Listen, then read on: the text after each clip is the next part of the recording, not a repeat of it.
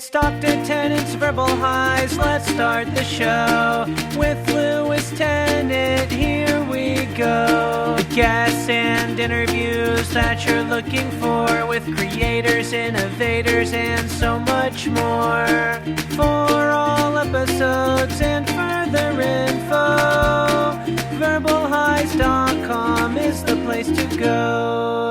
Alrighty, welcome to Dr. Tennant's Verbal Highs, a podcast podcasted weekly from a kitchen bench in Kingsland, brought to you by myself, Lewis Tennant, the host, having open conversations with a kind of an interview backbone to them with what are vaguely called creative and innovative New Zealanders from across New Zealand, and hopefully as we go on, the globe. Now, the kitchen bench bit this week is a little bit of a ruse in that I took the podcasting kit on the road.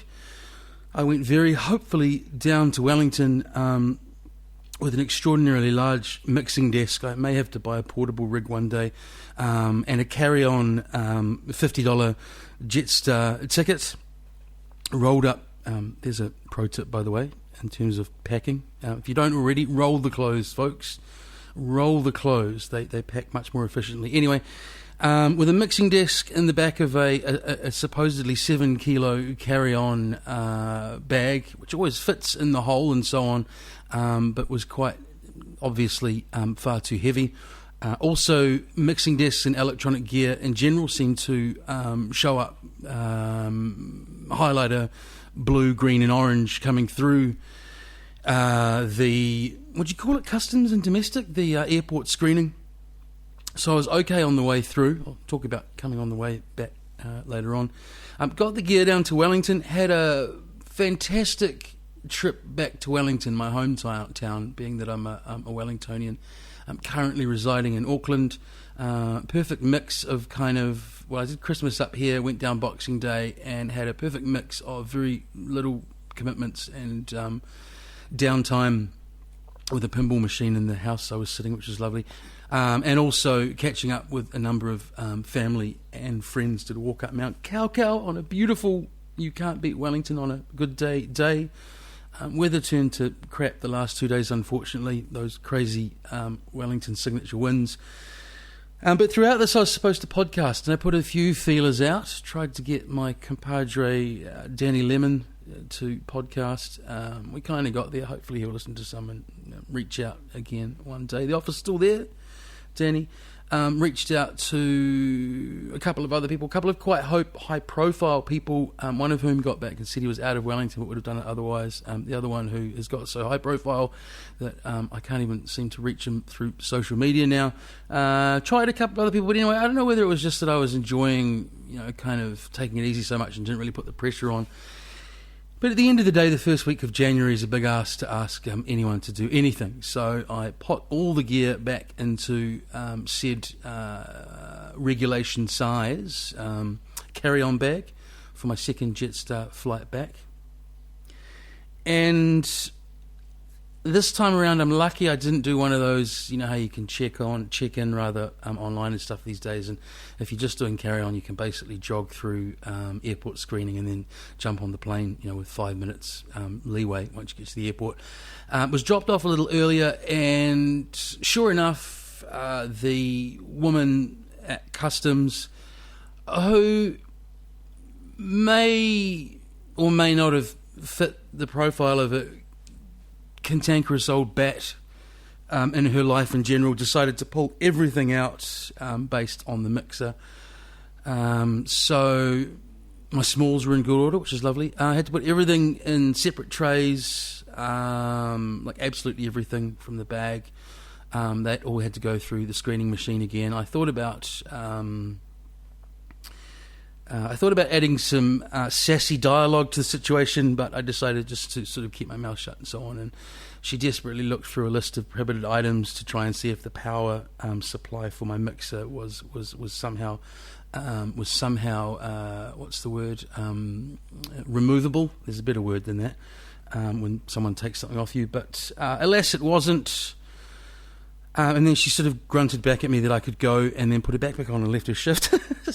So I'm figuring maybe it wasn't the mixing desk so much as she wanted something to happen. Maybe they had to fill in a little list of things that happen at the end of the shift, and throughout the shift, and that just made her quote it. Look, I don't know. I know they're doing their job, but it seems a little over the top. But I was in good spirits, so it's an interesting story for anything. But I guess the other sort of punchline of that story is I didn't get pinged for the. I reckon everything was well over 7 kg. But then I figure customs aren't going to police the airline's baggage restrictions. Imagine what a cluster that would be at the essentially the end of the toothpaste tube of getting into the airport. If customs were trying to police these, it's like how ISPs won't police piracy because it's not in their interest, and so on and so forth. So, how did I get a podcast? I think I just snorted then. Apologies. How did I get a podcast this week? Well, I actually did it the same day it's going to air. Do you call it going to air now? It's going to Binary. It's going to the internet. It's going to my site. So I went down to it. So it still wasn't at a kitchen bench. I went down to a hotel room down the more respectable end of town and set up with my guest for today, who was originally a DJ and has been a music promoter, venue owner, nightclub owner. Started a large-scale New Zealand festival, which still runs. Has done, quite large-scale events throughout venues in New Zealand. Worked with a lot of predominantly US and British artists. We talk a lot about, I guess, kind of rave culture, and that in particular is tied in around what might sound like two old buggers who think the youth have got it all wrong, which is not how either of us wanted to come around at all. More that, I guess, a lot of what that culture stands for has kind of been appropriated by how do we put it? I guess what's seen in the media of that culture being sold back to a wider audience is the way I'd put it. But also I think I'm really hesitant in these sort of discussions to sound like someone reminiscing for a past that's gone. But, like a number of scenes and periods of time recognised around the world, there was really something quite special and particular happening in those, let's say, early 90s to early 2000s, roughly, years with that culture in New Zealand around the number of people involved, the different ways people were involved, where that projected them in their lives and so on. So it's not just sort of about standing around in nightclubs listening to records or dancing around nightclubs listening to records. There's kind of a bigger story and a scene around that, which is getting told in bits and pieces now on places like Audio Culture and so on. So with that, by the way, at the beginning we discuss someone running in and doing something untoward in this gentleman's hotel room. It wasn't the cleaning staff. It was a 4-year-old boy, so he gets a pass out for that. Not a pass out, is that what it's called? He gets a free ride. He's off the hook, folks. Okay, with that, enjoy this. Happy 2017. I hope you had a great Christmas. Please, if you're listening to this regularly and you haven't reached out or whatever, please click a like or say hi on Facebook or comment on the site or something. Just consider it hopefully a wee reciprocal gift to me for trying to put these together every week, because as we all know now, that audience machine around content that's predominantly free these days hopefully may lead the producer of that content onto some kind of next step with said content and or life in general. Okay, here we go. Ladies and gentlemen, Mr. We just got there. We just got it online. It's 8 o'clock New Zealand time on the Tuesday that I promise every week. Enjoy. Verbal high straight down from up above. So it's rocking and a rolling. Someone just turned up and shat in the toilet in the left. Yeah, it's nice coming to the deluxe corner suite. So what do you want to talk about? I don't know. You prompt me. I'm full of You get me rolling on something, you know. You can't tap like that. You can't tap like that. Oh, I can't tap. Oh, Jesus, I'm one of those tappers. We need to give you a. Put my hands in my pocket. We need to give you a. What do you call them? Maybe I'll just gesticulate into the air. What are they called? No, like those really 80s. Squidgy stress balls. Stress ball. It's the Italian in me. Are you Italian? Well, half. Really? Yes. Dad or mum? Mum. North Italian. I thought you're half. So your dad's British. Yes. Right. Okay. So, with me, I got this from actually someone dear to my heart wrote. First paragraph. We have DJ. Well, that's probably quite distant these days. Former life. Led on to music promoter. Led on to club owner. That's nightclub. Artist manager, somewhere all through that. Record label head, somewhere all through that.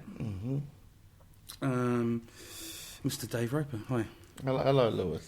It's special today because we're broadcasting from the corner suite of the Pullman Hotel. I've listened to many podcasts done in hotels. So this is the next step for me. And we're both just talking about how we're kind of... This might take a little while to get off the ground today because we're in full holiday mode. Yeah, sleepy mode. So can we... Well, aside from the holiday, we might maybe talk later on about why you're up here. It might be the first time to publicly just give us a slight hint what might be coming next. Well, I'm up here to actually, of course, see friends over Christmas after moving out of Auckland a couple of years ago for a lifestyle change more than anything, and being close to the extended family, etc. But no, starting to get back into doing events. I've laid quite a few foundations in 2016, which will come to fruition in 2017. What do you think about everyone saying that 2016 was a bad year? Is that some kind of weird, collective, nonsensical social media and internet meme? I'll talk about a leading question. Or was 2016 a bad year for the cosmos? Well, you can't say 2016 was bad for everyone in certain ways. I think it was bad. You know, there were certain symptoms of decaying of Western democracies. That's a bit more pointed. I like that than, oh my God, celebrity A, B, C, D, E and F died. No, well, see, I'm more freaked out. See, at university, at history, I did masters in politics, but also took, double major in history for my bachelor's, with my topic being fascism and the origins of Second World War, etc., but mostly fascism. And last year, I've just been so alarmed by what I'm seeing, in regards to the dehumanising of people you don't agree with, of groups, the language used. The creation of a very, very definite other instead of others. Yeah, and the rise of populist politicians, a further beatening down of intellectualism. There's just all these things. It's just really ugly last year. Are you so Trump gets in 3 weeks, I think. I think that 20th, I believe. 20th. So I'm sure there's a number of people out there who even voted for him who probably think he's already in there in terms of their level of information gathering. But anyway, when it does happen, are you terrified? Are you just sitting back to wait, see what will happen? Do you think it'll have a fully global effect? Do you think he will only make it 10% in? This is like a bookie's question. Well, I think there's going to be trouble. Yeah. I think because, let's look at geopolitics. A lot of the geopolitics is done on winks. Nothing. A lot of things aren't done directly. It's done on deciphering language. No one wants to say, you can't say some certain things directly. And, that's the way it's been. For instance, you go back to Saddam Hussein invading Kuwait. Are you talking about diplomacy here? Yeah, I'm talking. So, for instance, why did Saddam Hussein go into Kuwait? Let's just go back for that, right? he misread what certain American ambassadors, etc., politicians were saying. He thought he had a green light. Yeah. Okay, because it's like they couldn't engage in direct. A lot of it is not direct. So why I say this is because right now you've got this guy who's going to be conducting diplomacy on Twitter, and people are going to get the wrong idea. You've already had the wrong idea. You've already had, but also publicly displaying that diplomacy. Yes, I mean you've already had even this lead up taking a phone call from Taiwan, which has broken decades of protocol where America is not meant to recognise Taiwan as an independent state, and everything must go through China. So you've had that, and that's put China on edge. You've had Pakistan and him coming out and saying ridiculously good things because the Pakistanis stroked his ego in a phone call. So what does that mean? Well, it means the Indians are on edge because the Indian-Pakistan issue is still large. They've still got nukes.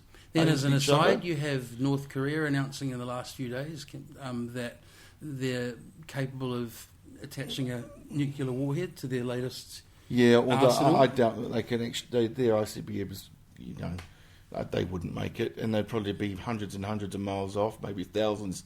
And also, as soon as you saw a launch from there, that'd be obliterated in a second. So he's just mouthing off like Trump. Yes. Yeah. He does that. He has, even going into North Korean politics, but he needs to look powerful to his generals. He needs to keep the charade going in his own camp. In his own country, and also everyone beneath him, so he's got to keep up. He cares more about his generals and everyone else around him than he does about the international world. I find it interesting, we might come back to North Korea, I find it interesting that what you're talking about with what Trump's done before he already goes in, because that's exactly how I described it to someone the other day, is that, this clown with a Twitter account has broken down. You think about even just the nuclear arms race, okay? So when he came out with that tweet about wanting more nukes or whatever. Yeah. So all of this stuff, like you say, you just can't directly go A, B, A, B, A, B, A, B and get through these things. This is years of, like it or not, high-powered meals and meetings and exchanges between countries and decades of trying to firm things up. And so there's two things I've noticed, two key things I've seen with that is that A, he's kind of publicly said that he won't take any direction or whatever. But secondly, this is a question to you, surely it's just lack of any kind of historical knowledge on his part. He doesn't...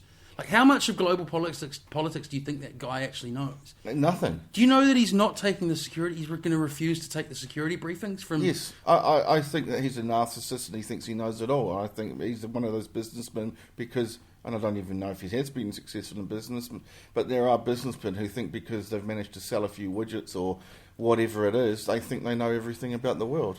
That's right. And a bunch of voters and a populace have been kind of... not brainwashed, but we're increasingly sort of... Is it increasingly? We're long term. The main part of Western populations are sort of was led to believe that the economy being the focus of things and being okay is the be all and end all. So you can see why they, Oh yeah, but I understand their anger. I think it's but the sort of they picked the wrong guy. They picked the wrong guy. I mean, decades of neoliberalism and the ideologies of Thatcher and Reagan, and everything following since, and the trade agreement's doing nothing for them. They're basically in competition with slave labour. I can understand exactly why they're unhappy, and they've not seen any increases in their real wages, whereas these 1%ers are getting away with murder. And there is the huge irony. They have voted in effect, a metaphor for everything that's kind of brought them down. If we're talking about all the Americans who've had subprime mortgage failure or, been affected by Big Pharma and the huge heroin problem in the States, lack of employment. A guy to clean the swamp, and what does he do? He just adds more swamp creatures into it. It's just been a con job, but then you've got this issue going on right now where this strange post-truth era of lies upon lies put out by some tech nerds making a ton of money off sites like, these names like PatriotAmerica.com and, So and what's this fake news thing? I when I heard all that, when it got a title, hasn't there been fake news on the internet and everywhere forever? Has it just suddenly got a title, or I think there's more than ever. there's more than ever? But it's not a new thing, right? That's what I felt. It's like suddenly the general public's being told, "Oh, there's fake news." It's like, well, There's always been hello, there's always, chemtrailers. Yeah, but there's you always know. But have you noticed about chemtrailers? I mean, I didn't really hear of that 10 years ago. Did you? No, totally. But I'm saying that people have. I'm getting it. I've said this to you before, Dave. That I think a real skill that some people are not taught and they miss out on, that's super important, is the ability to disseminate good information from bad information. And so I think to suddenly call, this is because I could be wrong, that's what I'm saying, I haven't really followed the whole fake news, but isn't it just a tag for something that's been happening since the internet's been about, the ability to spread bullshit masqueraded as news and information? Oh yeah, most definitely. And it's also been a tactic put in by some strategic thinkers in governments. For instance, there's that guy in Putin's his right-hand man. One of those guys is, one of his policies is, for 1 week he'll be supporting a group against the hard right, and then supporting groups that are anti-gays, and then in 2 weeks he'll be supporting supporting the gay movement. And he's doing that for Putin. Why? Because it's basically, I forgot what the tactics it's called, but it basically bamboozles everyone. Like, what's going on here? It's just so much information, so much conflicting stuff. No one sees what your game plan is, so it's no one can strategize against it, and it's just shit. So you mean other political parties or the general public, or just that having confusing information in general suits those in power? Flooding the world with bullshit, and it just, they've got an idea of what they're doing, but it just, no one else has an idea of what they're doing. But do you think all of this is worse than it has been throughout humanity, or is it just that we have more access to? Actually, people should Google Vladislav. Oh, I thought you were tweeting or something. No, I didn't want to say that you were yeah. texting while you talked to me. No, it's just because I couldn't remember his name. Vladislav Surkov. Read about that interesting chap. Surkov, S-E-R-K-O-V? S-U-R-K-O-V. S-U-R-K-O-V. Yeah. And he is kind of, is he Putin's Goebbels or something, is he? He's the head of the government executive office in Russia, and he was actually more in the art world, and basically read up, but he's a fascinating figure. And the the documentaries, the British ones on BBC. Not Adam Curtis. Curtis. Yeah. He's drawn attention to him in the last couple of his documentaries about what they're up to, and what he's up to. But going along with that, you also, there's so much. Yeah, people can't decipher, as we said. They can't filter out reality from. Well, no, I think it's a skill and okay. But we used to trust experts for that too. So people used to defer a lot more. Even if there's an argument for the mainstream media there as well. If it's quality, or let's say the public service media, that I might lose my train of thought here. I think the internet is the most incredible thing in terms of information ever, but it's also one of the most terrible things ever. It's the one because that's at least best with a limited media environment. Now, let's suppose, as I say, that media environment's quality media outlets. You knew at least a journalist and a team had worked on that thing long term to bring you exactly what was happening. So, like you say, you have these investment capitalists now who start these kind of bullshit news sites. It's all about clicks. Yeah. So there's two things. Yeah, there's more and more questionable information than ever before. But I think, unfortunately, people that have access to it, if you haven't learnt somewhere in your schooling or wherever to disseminate information and to sort information, that's where a lot of the problem comes from. And I think that's where a lot of uninformed voting comes from. I think that's where a lot of kind of quack movements come from, like anti-vaxxers and so on, and so part of that is you see this movement, right-wingers especially have, that schools and universities and techs should be all about training the person for the job. It should all be employment-based. Yeah. Well, there's a problem with that. In society, education used to be seen as a public good. Even stage one politics, you learn for a functioning democracy. You have to have a pretty... fourth estate. Yeah, a fourth estate, but you also have a population that can understand things. Yep. And so, having a wide knowledge of things is good for the state, for the public, for people. Yeah. You know, and training people just to be tools and cogs and robots for a corporation. You know, it's failing our system. It is, and this is where it interests me. And I sometimes wonder whether these things are like a byproduct of something. And I'll explain what I mean, because there's some people I've talked to that will say to you, "Oh yeah, it's planned, and that it suits governments to have an uninformed population." I mean, in terms of uni should be vocation based, or maybe you shouldn't go to uni, or whatever. But I actually think it's back to this whole capitalist democracy thing. I think it's more a byproduct of that. I don't think it's some. I don't think it's a 1% conspiracy to control the world. I think a byproduct is that that there are less that if there's less emphasis on knowledge for knowledge's sake, then we end up with what we've got. Does that make sense? Yeah, I completely agree. I don't think it's a mass conspiracy. Yeah. I don't think it was intended to it's happen. It's a byproduct. It's just what has happened in this world where everything's monetary based. Yeah. The dollar, get the dollar. Even the statistics in regards to how we see how a society is going on GDP, everything like that's dollar based. Yeah. It didn't used to be this way. Do you know Bhutan don't have GDP? They have a happiness index. Yeah. Yes, exactly. But you study history. And the value of a man and the way they see themselves and all that, it's only in recent times it's been on this wealth. Even other time periods which might have been seen as bad, like Romans, but they had certain things about being good citizens, and it was we've just become now so fixated on material wealth. Do you think it's because of this is where it is because of extreme concentration of wealth, and those are the people that inevitably end up in positions of power, and then so we end up in this kind of aspirational culture, but that also suits them because that's where all the wealth sits. I don't know, because what I find, because I don't know what goes on behind these closed doors, is how much of this is some kind of global evil vendetta, and how much of it's just as I say, the byproduct of a heavily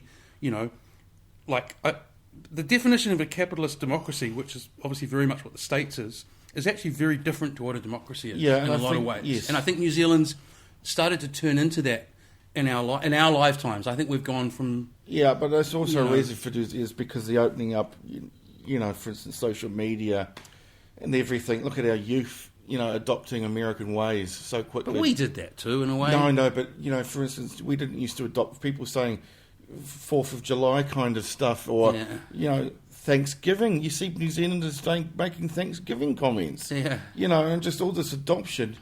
And of course, we've always done things, but things aren't binary. No. Things are a lot more, with less unique points about in Western societies, in this country anyway. You adopt them more and more. Going back, sort of drifting off, but it's byproducts. You're not drifting off. Also, drift where you want. But everything's always shifting. Yeah. It's like one of the worst periods in humanity on this planet, Second World War. But what happened after the Second World War? It was social welfare. We can't... okay, here's another... Don't beat up where we're at too much. If you look at the real statistics there's less wars than ever, right? Yeah. People are going, oh, what's he talking about? That's true. You look at stats, and as humans, we're living longer... Yeah. And we're living happier. Yeah. Things can be a lot better. Yeah. No doubt. But let's, this is why I bring up post-World War. Hey, you took me down this path, Garfield. Yeah. You're playing devil's advocate with yourself, but I like it. Keep going. Yeah, but it's, Yeah. But what I mean is, what I'm saying is, I think we've come to a bad period, but we might be coming to an end of that bad period, where we go, oh my God, we do need things like people to be taught what it is why do we have taxation? Why do we have the social welfare? All these things that suddenly we've turned against. Well, I think that's really poignant because a while ago, maybe about a year ago, I think you had a very different outlook about where things might be headed, and I see something like Trump, if people handle it the right way, or just what eventuates this. I agree. Since America is such a cue for the world and such a power for the world, maybe we will end up at this kind of metaphorical crossroads where we either go deeper in the kind of wholesale destruction route, or we actually go, well, we've got all these tools to kind of I think communicate yes. and figure something out together. I think there was a lot of people You know? quite happy sitting on the sidelines with wealth, power, or intelligence. One of those things, and now going, well, we can't really sit on the sidelines anymore because look at this monster. Well, speaking of that, that's a great segue back to something I wanted to pick up on that you said earlier. Not so much sitting on the sidelines, but just more sitting there going, what the fuck is going on? As you mentioned, and I'd thought about this too, but it sounds like you've got a lot more knowledge on me about it, is to make an educated call.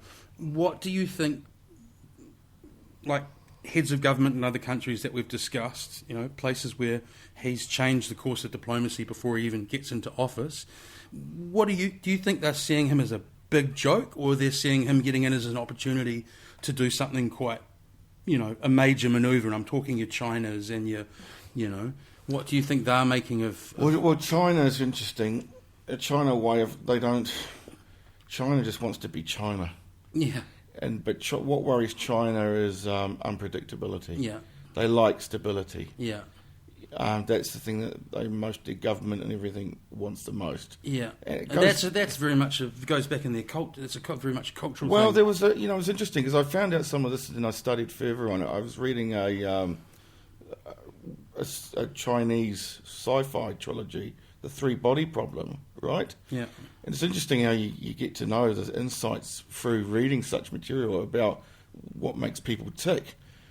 And the book was, it's sci-fi and it said about, aliens planning to invade the Earth and everything. But anyway, what you get through this book is the fear of instability by the Chinese due to what happened during the Cultural Revolution, where good people were murdered, the country was upended, it led to more poverty.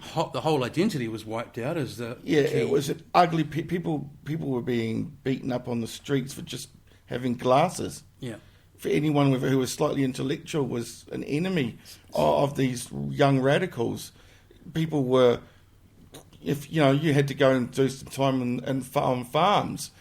Anyway, it was just a period of mass suffering due to Mao. But the people who were against him actually now have ended up ruling.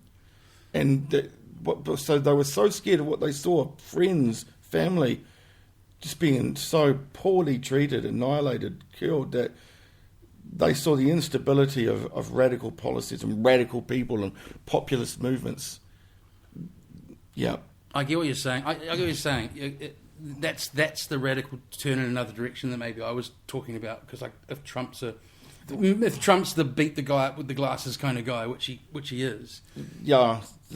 Yeah, well, the Chinese don't see it. They don't, from what I've seen about China, they don't want worldwide power. They want safe homeland. Well, they want Self-governing. well, that's right, and they've had this enormous rise in kind of prosperity and standard of living and so on. And so I'd imagine that's right. They want just more of that and kind of peace, I would guess, and relative, Yeah. So basically, someone like Trump, to them, it's going to be interesting to see what they say. So okay, so I plucked that country, but I'm meaning in general terms. Do you think other countries will be manoeuvring their chess pieces around in a sinister way, or just going, this guy's such well, a clown? I've seen...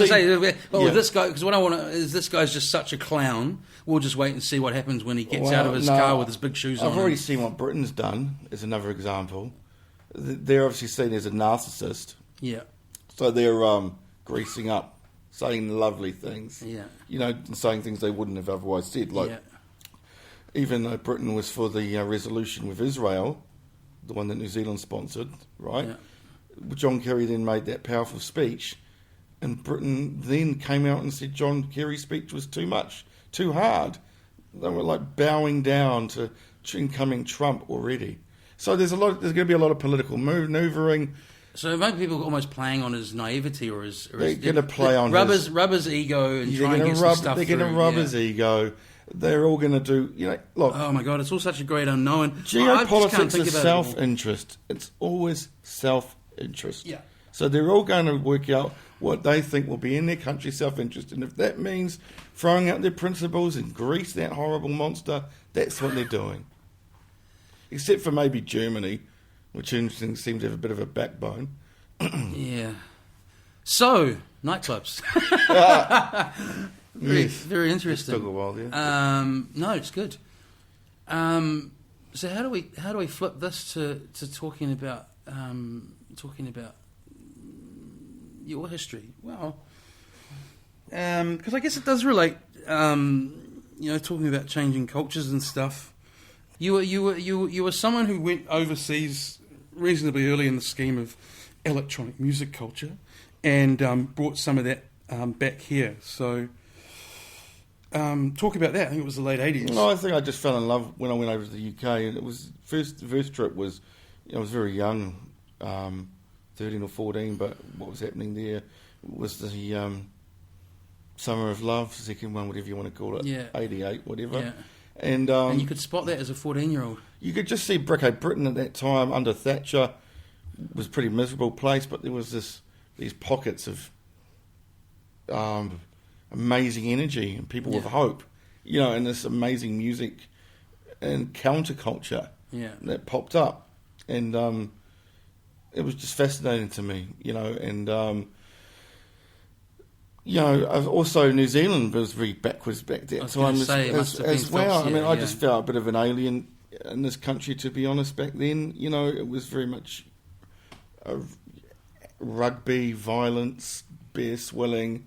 Be a real man, no feelings, that old stereotypical way of thinking, and it was never really me. I was interested in other things, seeing the world differently and all that. So and you knew all of this at 14, or maybe you were like me in that I can sort of critically reflect on things like that now, but it was all there. Oh, I just didn't like it, because I was into soccer, football. I was called a faggot. Yeah. Because I had certain tastes, I was the enemy. Yeah. You can't be different. We don't allow any variations. Was it that extreme? Yeah, it where was. Where was this? Where'd you grow up? Howick. Right.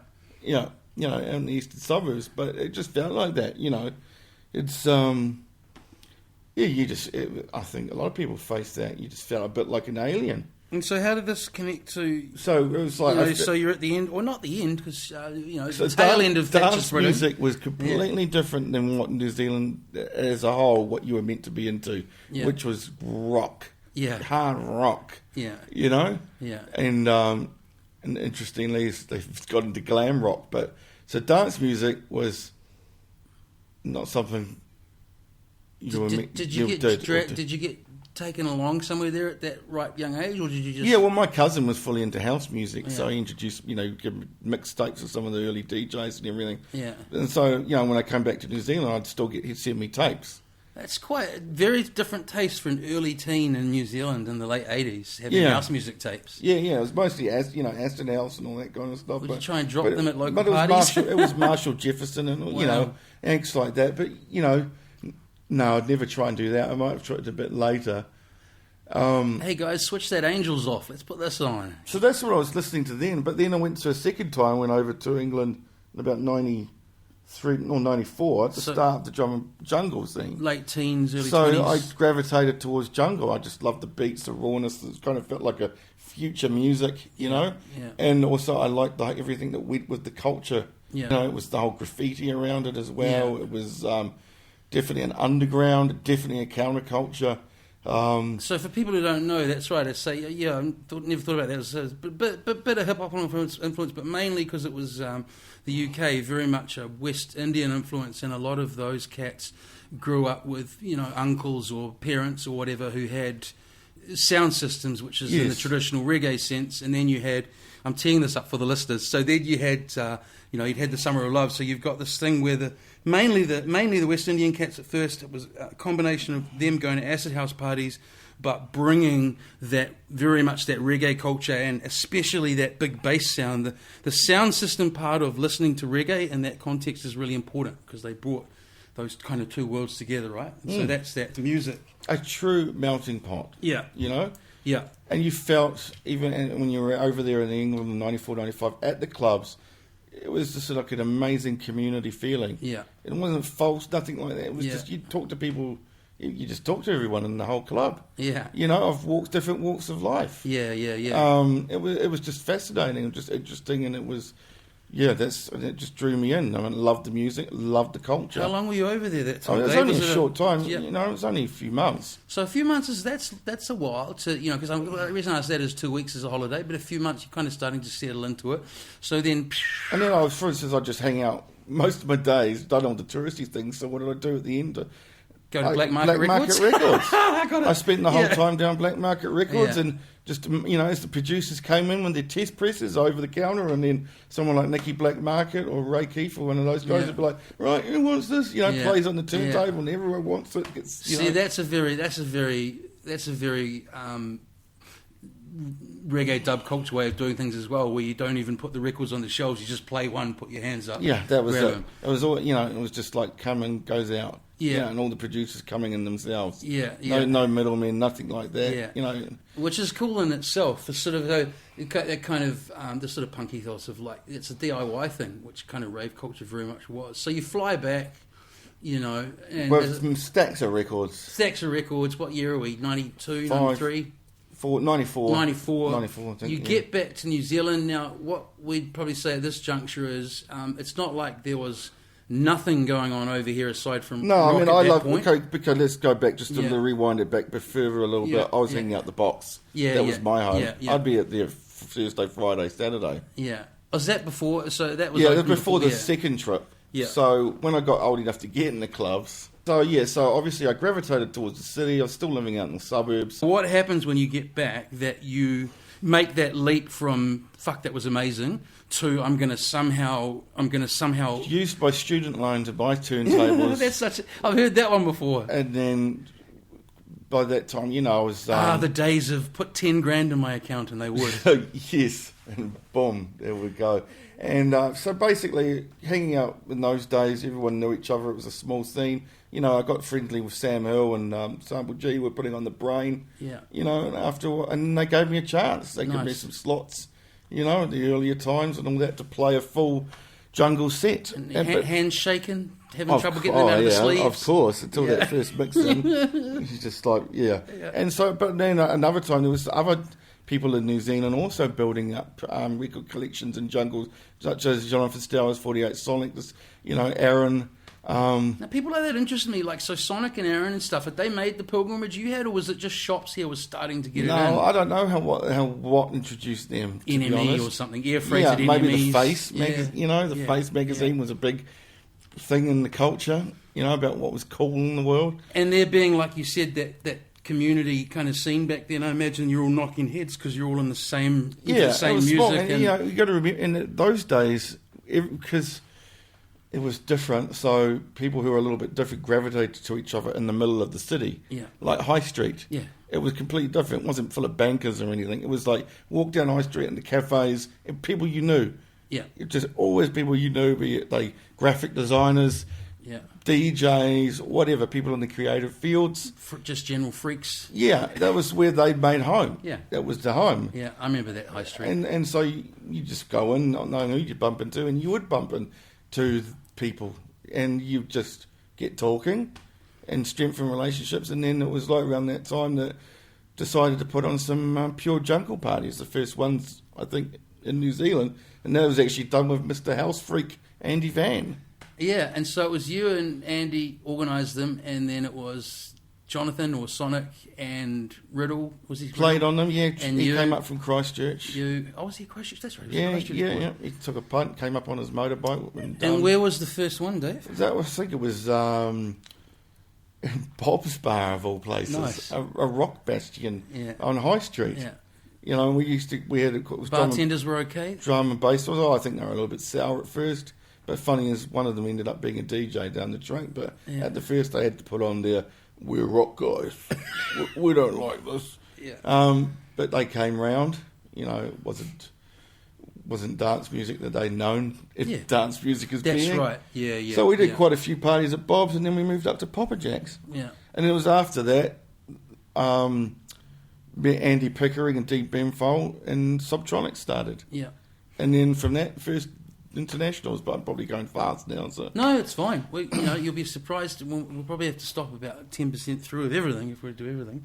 So that's interesting to me as well, because I mean, even today, if you were aspiring to bring over any kind of act, let's say a comedian, a DJ, a band, a this, that, and other, logistically, all said and done, it's a huge task at the best of times, let alone starting out, but also let alone starting out pre-internet 24-hour connectivity, sending a gentle email. How did you even get that first? What do you call it?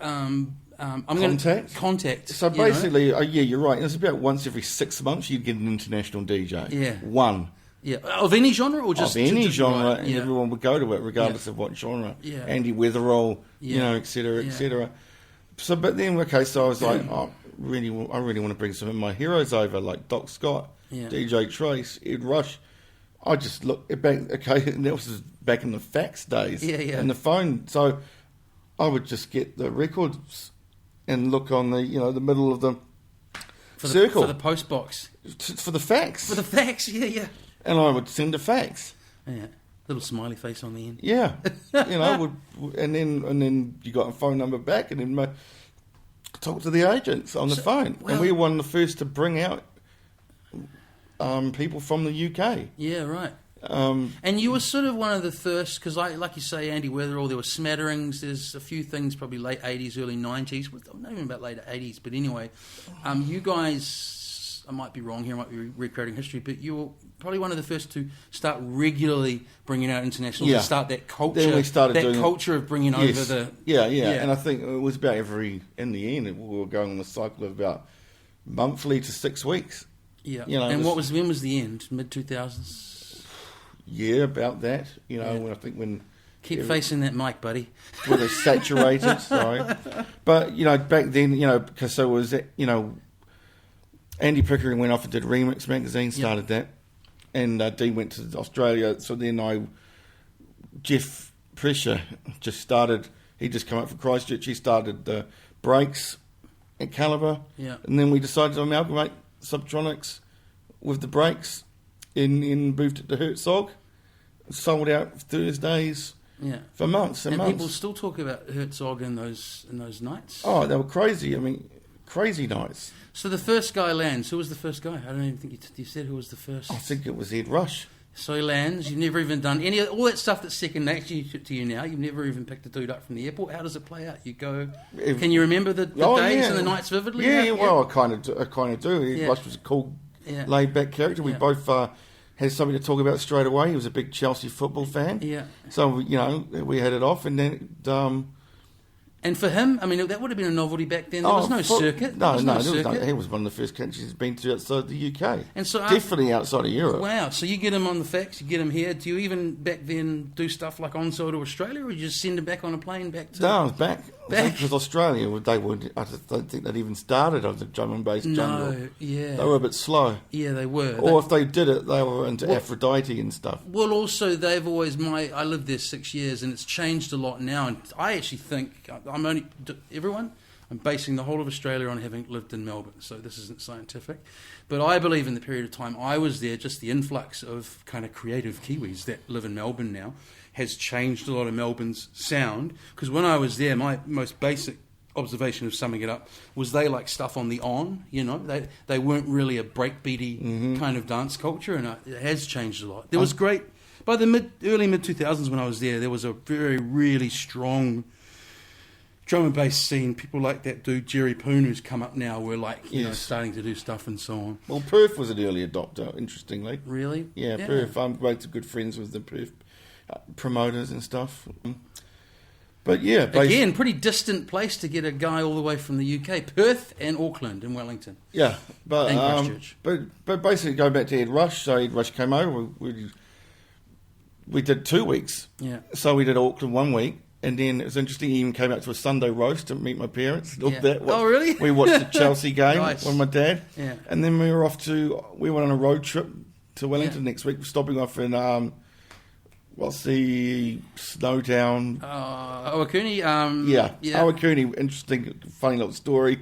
Get down there with a couple of us, drum and bass lads, or 4 of us in this big... So you got a bunch of young lads with shaved heads probably at the time? Or was it drum and bass de jour? We get into town and suddenly we get followed by the local police. Yeah. He comes up, and, puts his lights on, makes a stop. Done nothing wrong, but he goes, "Don't like the look of you, all of you. I want you gone by sundown." Yeah, sundown. We didn't. Don't like the look at you boys. So we went snowboarding for a couple of days. Yeah. And then we went down and played Wellington. And then Lewis went to a drum and bass gig at the tiniest venue in the world, which was Hole in the Wall. Which again was normally, I mean, they were progressive guys. They had lots of different stuff there, but yeah, it was a little guitar bar. Yeah. So and it was on like a Wednesday night or something. Yeah, totally. It was a bizarre one. But anyway, those gigs were successful in Auckland anyway. So that's what I was going to ask. Is that sounds like a lot of let's say purse to do all of that. And so you got out of the first one and you had a little bit of money left over to do another one. And then we did Groove Rider. Yeah, sold that out. Yeah, and then he Capacity. appeared. And then just as the polar opposite for Wellington, I believe you guys flicked him on to a couple of promoters who were doing big, more mainstream raves at the time. And I think he did this massive shed down there. I remember him being in a huge shed. Yeah, did you come down for that? No. Because the other guy was Lenny D, that happy hardcore dude for the other. So the roast thing, you seem to introduce local artists to the delights of roast. Because didn't you say Goldie still? Oh, Goldie loves the. Never seen a takeaway roast joint like ours. Like, what's that area? Westmere. Yeah. Goldie fell in love with the Westmere roast. Still goes on about it. Was he back? He was back recently, wasn't he? Yeah. I didn't see him. He was playing at Northern Base. So you hear a lot of different stories about, and I know you've toured all these guys, you're mates with a lot of them. You hear very conflicting stories about Goldie, and I think I flicked you that doco from the late '90s where I thought he was really frank about his background and stuff, and I find him such a fascinating character. Like, is he? How do I put this? Is he just sort of generally, constantly quite volatile? I don't mean that word in a negative sense. Like, is he sort of a guy firing off in all directions all the time, or is he just like that on camera? It's either he's asleep or he's a million miles an hour. There's no in between. Do you think there's something undiagnosed there? No, I don't even know that. It's just his personality. Yeah. It's just 1 million miles an hour. He's enthused about everything. And then he'll just shut down for a few hours. And then he shuts down. Yeah. Who have been some of the other interesting characters when you've got them over here? Oh, geez, there's been lots. Yeah. In different ways. Yeah. There's been serious people like Doc Scott. What's serious? Oh, he's a really cool, level-headed kind of character. Yeah. Lovely guy, but just really chilled. Yeah. Professional. Yeah. You get all sorts. There's not one particular... Oh, sure. Time. I don't think so at all. But, anyone who's kind of tested the boundaries of the touring experience... There's been some lunatics, but I don't want to say no, who. that's fair enough, and I don't want to be impolite. There's some people that have been very problematic. I think I do think that. But what I tend to do with problematic people is have a minder follow them everywhere, right, for their own safety more than anything. Do they know they've got a minder, or do they? Yeah, they've got a buddy giving them buds and stuff. I love it because I've got it's like a big 7 foot huge guy, and I go, he's sticky with you, and they're like, oh, that's cool. But do you think, Dave, that one day when you're, I'm sure you'd still do it diplomatically, but let's say when you're further out of the industry and other people have got older and stuff as well, do you think you got a book in you one day? Maybe, if people think it's interesting enough, I could answer that. Yeah. I mean, I just don't know what people find interesting these days. I mean, I find these people that follow with social media be terribly boring enough, so I don't understand. I think there's people that any genre of art and creativity find, and I evidence this just from the podcast I listen to, I think there is a huge audience of engaged punters who perhaps haven't been in the industry who find all that backstage, logistical, tales of on the road stuff super interesting. If it's done, the rock bio. No, I've got stories and stories from people like Mos Def. There's Ghostface Killer, Raekwon. Yeah, Jesus, there's hundreds. Yeah, stories, funny stories. Yeah. Have you read any good? There's a dozen. Let's say a dozen. What came up with that? There's a huge amount of the rock bio about the artist and so on. Have you read any good kind of management behind the scenes ones. Did you read the one about the guy who started the Brixton Academy? That's a great book. Yeah, no, that's fascinating. Yeah. It was a while back now, though, but that's a fascinating story. Only a couple You got to be years back. careful, because some of them are just meant to make people look like Titillate. God. Oh, No, no. gods. Yeah, those yeah. like those ridiculous movies, that come out of, say, Beyonce or one of the pop people, or even sports with like Ronaldo, and it's just trying to make out that they're the godlike Well, people. he wrote the book himself, and I'm sure you big yourself up to a certain extent when you write these things. But I thought he was pretty honest about some of his Definitely. foibles as well. Yeah. No. What I'm just saying is, you just got to make sure you find those honest ones. Well, you got And the integrity. honest I ones think make people. the I good think people would stories. spot integrity. Yeah. Yeah. And also, I mean, unbridled truth is a perspective thing as well. So anyway, so then it's like we're just jumping huge bunches of year gaps. So the nightclub starts at some point. What's the reasoning, or what's the vibe, or what's the general point of life where you decide that one-off events is one thing, but we need a venue, or I want a venue? Well, I did want a venue, so what it was, I was doing a lot of other work. I was working with different clubs, ministry in Auckland. Yeah. And the food bar was already existing, but the guys hadn't done any internationals, had no DJs, so I sort of came on board and became a partner to bring a different side to it. Yeah. To add in the international mix and give my experience on how to book DJs, international DJs, and do drum and bass nights and other kind of nights. So, you've got to pay your way in the world, and it was kind of a professional decision, something I still enjoyed at that stage. Yeah. So, just using my skills in a different way. And I'd imagine, I run a venue for a little while. I'd imagine the nightclub life, probably the best of times and the worst of times. Oh, yeah, In a lot I of mean, ways. yes, totally. And it got, Parallel universes. Yeah, I mean, geez, where do you even start? I mean, people under the influence of alcohol, I think, are the worst people in the world. Yeah. I think that really started eating at my soul more and more and more, and what I'd witnessed, including the bashings out in the street, stompings, and just sadly, some people think I've got a dim view of people. Like, they go, "What do you think of blah blah?" And I'll be like, "No, I don't really like him." And they're like, "Why isn't Because I've seen him at his worst. Because I've seen him drunk, and I've seen him at his worst, and I've seen how he's acted like you haven't been there, you haven't seen what I've seen." Yeah. And that's not cool, really. Yeah. I got to see too much. Yeah, and it's funny that sort of say under the veil of night, but the sort of two worlds of a lot of people's lives is a curious thing. But do you think? Is the alcohol thing symptomatic, particularly, you reckon, in New Zealand, or is that just late nights all over the world? I think the violence is... Because you hear about places like Berlin, and it's painted as this kind of late night utopia. But I wonder how much. Oh no! I mean, everyone has their own troubles. I mean, it's not just violence; it's sleaziness, it's sexual assaults. Yeah. No, it's just no.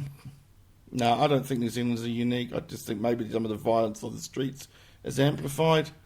So what was great about those years, though? Well, it was good at the start. Yeah, and a lot of things are.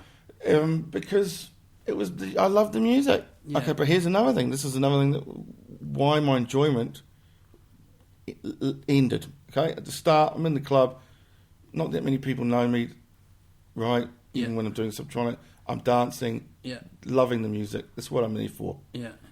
Over time, everyone wants to be a DJ. Yeah. So, when this period, you don't get to dance for a long time by yourself, just getting into the music. Yeah. You've got someone lobbying you, putting their agenda forward, all the time, every night, every time you're there. Yeah. It takes away the fun.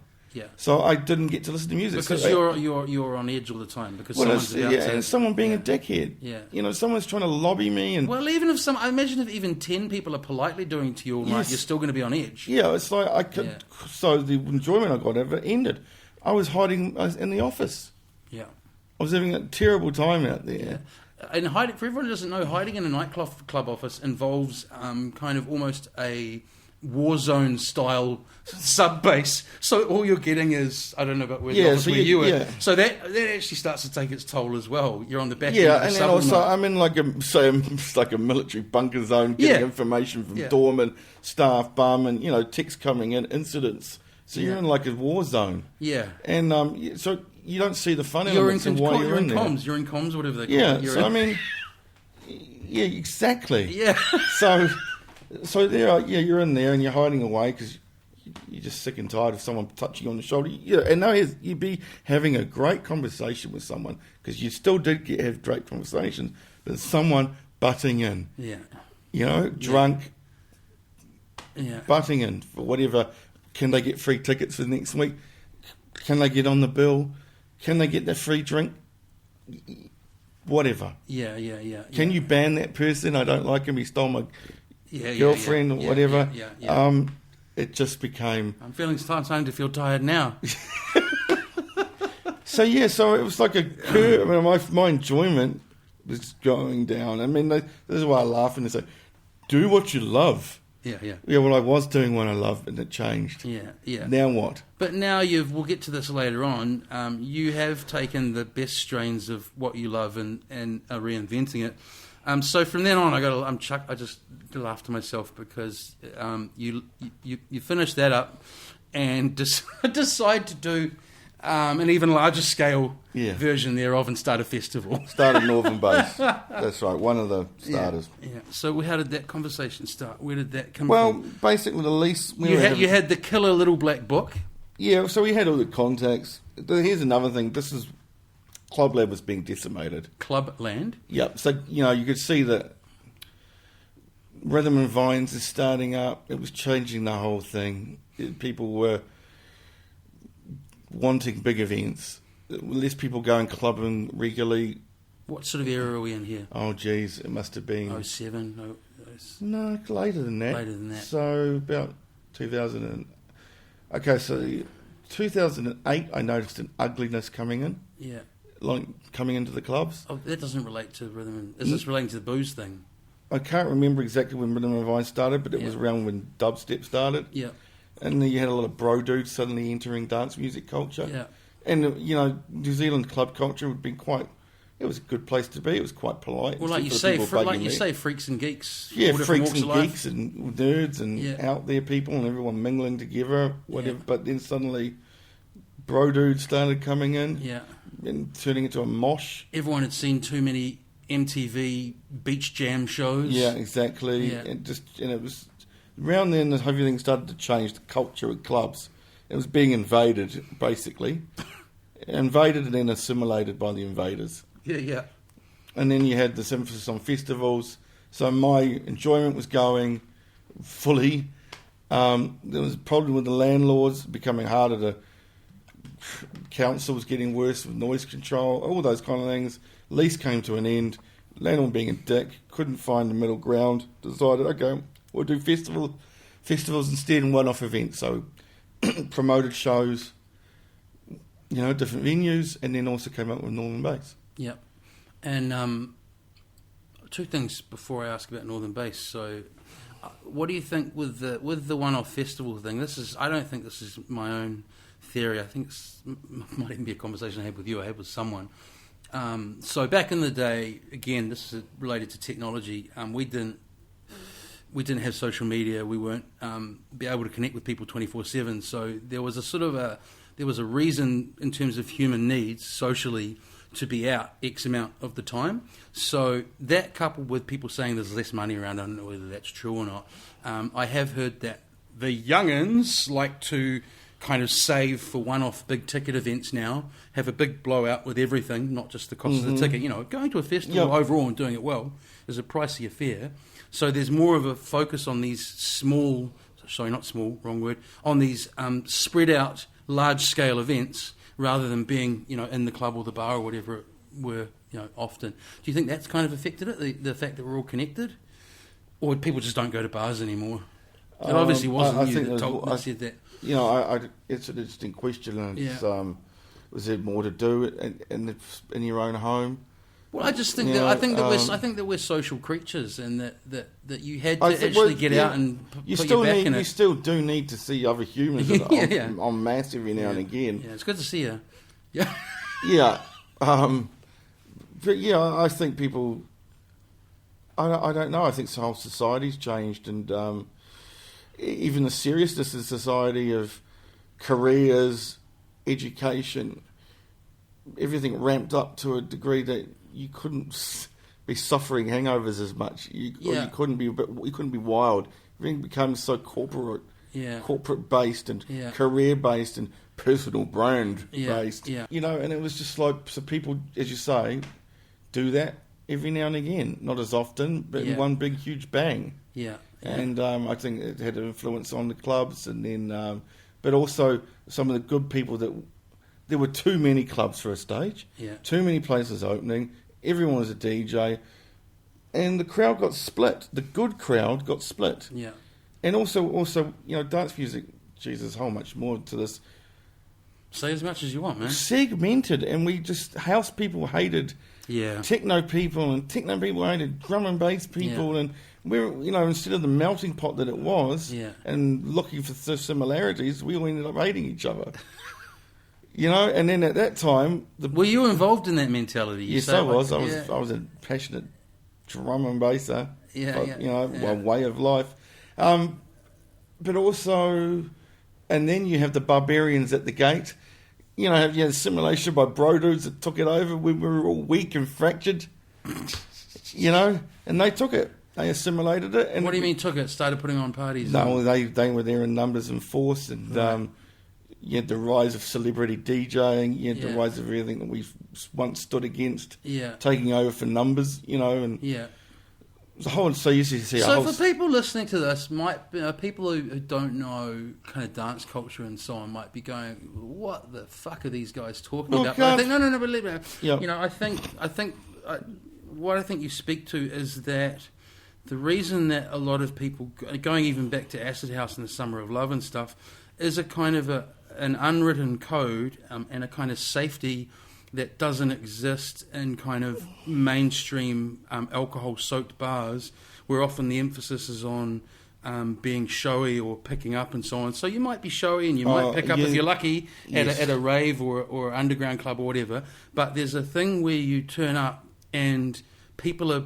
This sounds kind of utopian, but people are, in general terms, respect each other and behave well. And so I think that's when you talk, just to clarify what you're meaning with kind of bro culture, I think that's what it is. That kind of a slightly more aggressive way of approaching socializing came into the dance scene, which is completely against what the scene was. The people, did I yes, elucidate that that's well? Exactly the people I fled from, escaped from. The people that made you feel like shit at school. Yeah, from the suburbs. Yeah. The city was the haven. Yeah. It was all like-minded people. Yeah. It was a utopia for people like me that never felt at home anywhere. Yeah. Going into the box was like nirvana. Yeah. It was like, oh my God, I get on with this person, we're on the same wavelength. Yeah. So over time, those people who made us feel like shit came in. Yeah. Dominated.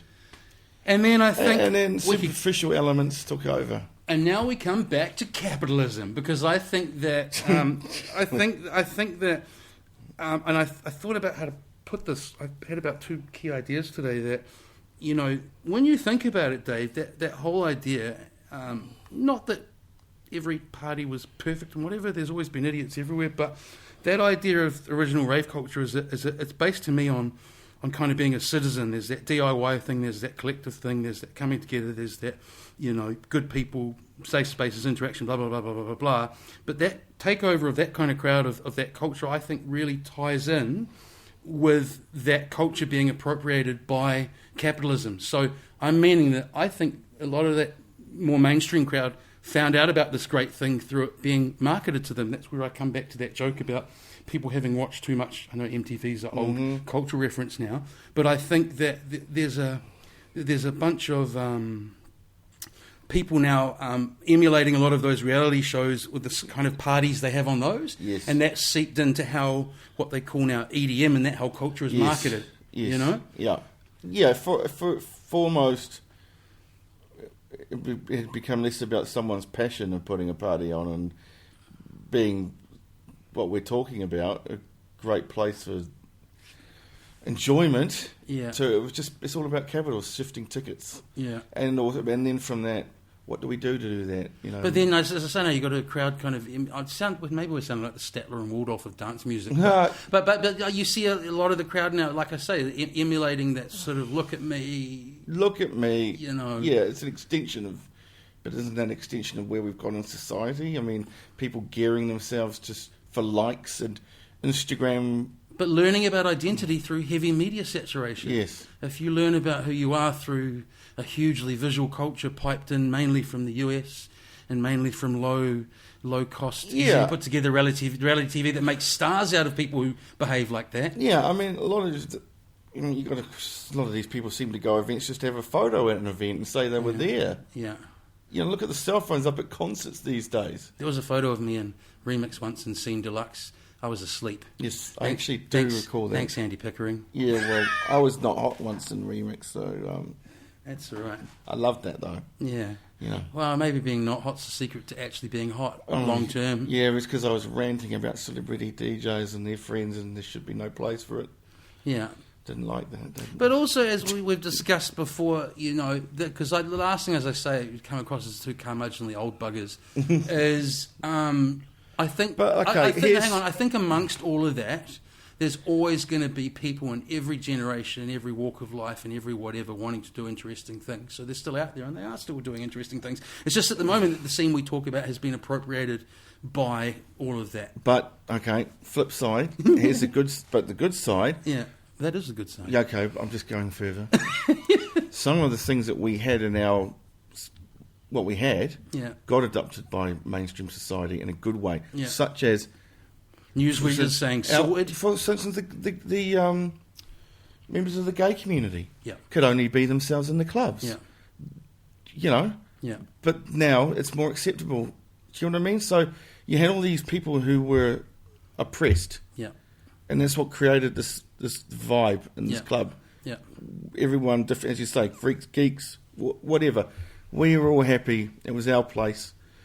And so maybe there was a less of a need for that kind of place as society grew, evolved, and took on board, hey, you know, it's okay to be different. Yeah. So this is what I mean. Yeah, we can go on about how certain things are bad, but certain things are good too in society and how it's evolved over time. But it means just some of the uniqueness, the character of what we had isn't there. But but that comes back to what I say in that you know, people interested in doing interesting creative stuff are always there, and it'll just manifest in different ways. And it might be now a Bandcamp scene where, you know, a dude from Poland is swapping music with a dude from Auckland, and then this happens and that happens and blah blah blah. It's like, so I don't know. Yeah, exactly. But so I mean, some of the good things filtered out. So how did Northern Bass go? I mean, it's still going now, but I left after 2. Yeah. You know, again, I think that was, you know, I've been working with the same people for a very long time. I think about 13 odd years. Yeah. And it was kind of, there was some internal strife. I can't say too much due to my leaving. You know, we lawyered. You know, it was like a bad divorce. Yeah. Basically, I can say that. You know, they had their views on things. What do you call that? A gagging order? Well, no, it's a settlement. It's you can't give the conditions. Oh, geez, I was more interested in. Okay, maybe I phrased that wrong. I was go on. I was unhappy. I wanted out. Because basically, also, I've been living the same way for 20-something years. Yeah. As you know, I've been living like a 20-year-old, and I was not 20 anymore. Yeah. You know, and I was burnt out. I wanted to try some other things. I wanted to get back in touch with things that in my youth had given me pleasure, you know, such as nature, science. You know, I'm into my astronomy. Yeah. I'm into my bird watching. Got a good telescope?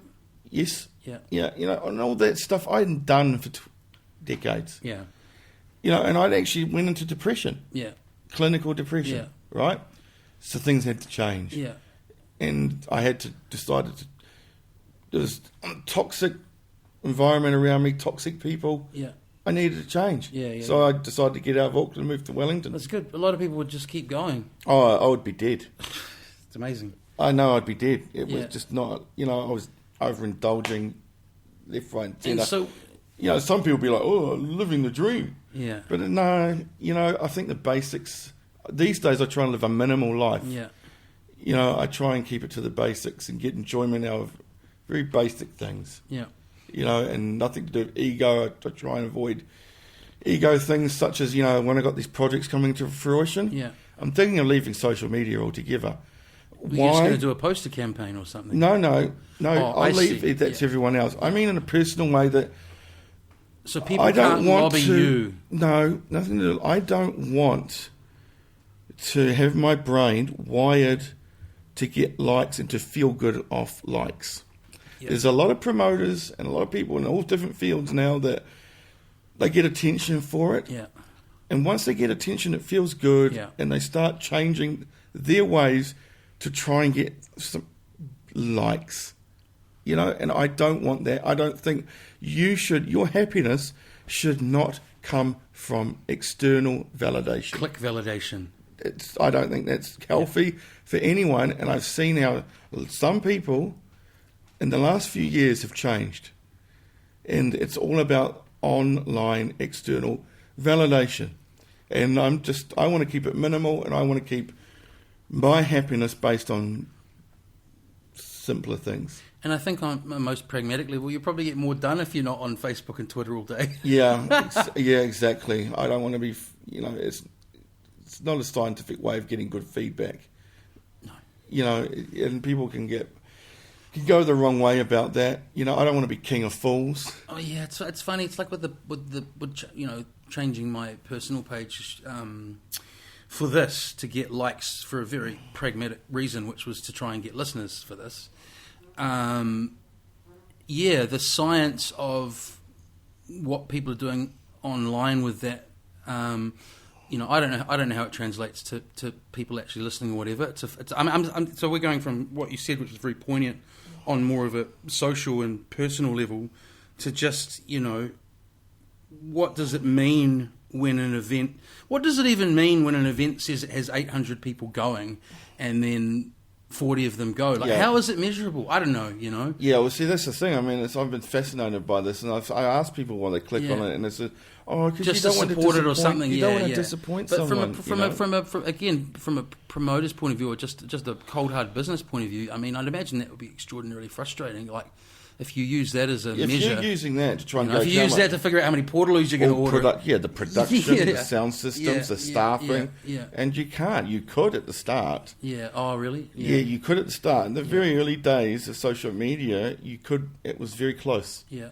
But then people got sophisticated and Yeah. were worried about their personal brand and what they needed to do for their cyberspace personal brand to click on certain things, even if they didn't like it. Yeah. Well, that's right. You and I coming from let's say events, arts or music background, it's to the point where I've actually got to be a little careful now and actually occasionally look through, because I've missed a couple of 40th birthdays because I got same. sick of come and see. Oh, I've missed people's birthdays. But it's stuff like please don't send everyone on your list a message to tell me to come and listen to DJ whoever in Devonport on Tuesday night. It's like I can't. It's just noise to me. Clutter. It's noise. It's noise. It's like circulars used to come through the letterbox. Totally. Yeah. To me, they also remind me of the, you're on a beach in Thailand and everyone's coming up trying to sell you stuff. Yeah. It's just non-stop. Yeah. And you just switch off. Yeah. This is the shame about it. So at the beginning, people weren't so cunning and ridiculously Maybe you need to do over the top. flyers again, Dave. No, I Bring mean, back there's the still flyer. a place. No, there is. I jest. It's just Yeah. like people see it, sweet. Yeah. You just got to get the message. That's Yeah. on. Come if you want. That's right. Who's there? Where is it? Why is it compelling? But changing your profile picture to your flyer ain't going to bring people in. And all these other things that get adopted, but that's a whole other story. Is the adoption of certain ways of doing things just because they've seen other people do it. Yeah. And it's ridiculous. But also, I think there's a I think some people, again, the cream rising to the top, whatever you want to call it, some people do that stuff extraordinarily savvy. But yeah, you're right. It is, you're right. It's just data, it's junk mail, it's copying other people, because I would guess, and I don't want to romanticise too much, again, about the past or whatever, but perhaps you had to have a more concrete and rigid strategy in place when you were dropping thousands of dollars on flyers and radio ads and this, that and the other. Like, maybe there was such a process to it, it was more strategically deployed. Yeah, well, it was also the people enjoyed the mystery about it. Yeah. People enjoyed going out of their way to find hard to get to events almost, or hard to know about. But you knew where to go. How do you explain I know, it? you're explaining it perfectly well. The flyers were only in certain stores. Yeah. That you wanted them to be in, because you knew those stores were frequented by the right kind of people. And people have still got those flyers and shoeboxes 20 years later. On the wall. And they're not industry people, they're people who are there. Yeah, and even little brothers and sisters of the older ones have got them. Yeah. You know, it was a very interesting era. But, everything wasn't in your face. You had to go and do some groundwork to find out what was on. That's interesting, yeah. The underground, the overground, the wombling free, it's all in our face, isn't it now? It's all in our Everything's face. in your face. Yeah. Too much. Yeah. You know, blaring out, strobing at you. Yeah. We've got less than 10 minutes to go. Because I wanted to come back to, with Northern Base, the other thing I wanted to ask was, so you took time off. I'm glad you spoke about that, and it's an interesting tale. I think you got out at the right time. But having said that, for as much as that was sort of the end of the proverbial candle wick, what was it like putting on something to that scale? I'd imagine it really tested, maybe I'm completely wrong, but I'd imagine it really tested all your existing skill set. Like, did you learn a hell of a lot about putting on something that big? No. No? Well, So it wasn't any more terrifying, or no? It's the same methods, but you just need to spend longer on it. Okay, so doesn't get harder when you're up at the end of a big hill on a farm compared to like it's more risk. plugging in the turntables at Foo. Surely logistically, it's no. I think you just got to use the right people, and get the right people in your team. Yeah. Use the right people in what different areas. So for the aspiring event promoter out there, go on. But you do. I mean, but that was after 15 years of hundreds of gigs. Some gigs at the Super Top, 8,000 people. Right. So we're not talking about just going from clubs. Yeah. I'm talking about I put major concerts on. Yes. Yeah. So there is that. There's a nerd in me. I'm like the armchair observer with all of these things. Like, obviously I've worked on events and stuff, but I've never come close to putting anything on that's major. But I do. Yeah. Like, I used to be at a big day out or a bush party or whatever, and I just marvel at the achievement of someone. That whole pack in, pack out one day, and people flow, and where things should be, and where people should be programmed, and staffing. I think it's logistically a feat that blowing smoke up your ass here, but that not many people could pull off. There's a lot riding on it. There's people's safety. Yeah, there's so people enjoying themselves. It's about you can't do it all yourself. Yeah. So it is a lot about finding the best people to do the job in the different areas. Yeah. Production managers, logistics, largest liaisons. It's like running a company. You've just got to pick the right people. And then you need to go and listen. There's people with knowledge out there, but it's experience. It's down to troubleshooting. These things don't go right, or they don't go right. But the difference between a good promoter and a bad one is a good one can troubleshoot. And what about between good and bad? Must be a not personality, a temperament thing as well. Because I'd imagine to get through, every large scale event, there's going to be some curveball or whatever. You must have had the ability when you, in your head at that moment, a certain thing was completely falling apart. But I guess you don't show that. You just figure a way to fix up that thing. You just got to get through it. Yeah. You just got to keep going. Yeah. That's the best way to do it. Yeah. Some people take a different approach. Some people are just sociopaths that don't care. Yeah. Narcissistic sociopaths. So I've got, I think the youth audience is huge on this podcast. Might be one day. I don't know who's listening, Dave. Social media doesn't work, as doesn't analytics in terms of downloads and so on. But for those with an interest in behind the scenes and aspiring event coordinators or whatever, what do you think are some of the top mistakes that people make? I think you've got to don't try and jump in at the deep end. Yeah. If you want to get involved, do some of your own small events. Yeah. Learn from them. Yeah. Grow, evolve. Yeah. It's a learning curve. But you've got to. I don't know. I think the people that do well are the ones that bring something different to it. Don't just come in copying other people. Yeah. Try and. What have you got? Yeah. What do you want to bring to it? Otherwise, why are you doing it? It's is it to be cool? That's not going to get. Is it to make $1 million overnight? Yeah. Is it a real passion of yours to put things together? Okay, because even for all this music stuff, I didn't realise I was into organisation because my bunch of mates, say organising a cricket match. Yeah. No one would do it, so I got on the phone and went, right, we're meeting at blah, blah, you bring this, you bring that, you bring this, you bring that. Yeah. And I ended up knowing, okay, well, maybe I can do some music events then. Really? It was came from that? from being at high school, and my mates, no one wanted to take the lead. I went, oh, F it. And that was even with some of the Dave music. sorted out the keg for the 16th birthday. Basically. But even with music events, I just wanted a DJ, and I was like, well, come on, guys, who's organising this? So I was like, all right, I'll do it. And then down the track, it was like, well, I don't have time to do both. I'll just be the promoter. So what would have happened, Dave? We've got just a few minutes left. If you hadn't have fallen into all of this, if cricket hadn't turned to drum, bass and hip hop and everything in between, I would have been a lot healthier. I was quite the sportsman. I was meaning career-wise. I hate it. This thing that the first people ask you, "What do you do?" I'm not really. I'm not really a career guy as the centre of the personality, but I'm interested. What would Dave Roper have done if he hadn't been? No, I don't. Who knows really what would have happened? Yeah. Which turning right 1 minute earlier, tree could have landed on you. You just don't know. But I don't know. I was always into politics. Always into. Like me, you did a BA. No idea. Yeah, no, I wanted to go into the customs service, diplomatic service, government. Yeah. I was always interested in policy, strategy, mainly international relations. Yeah.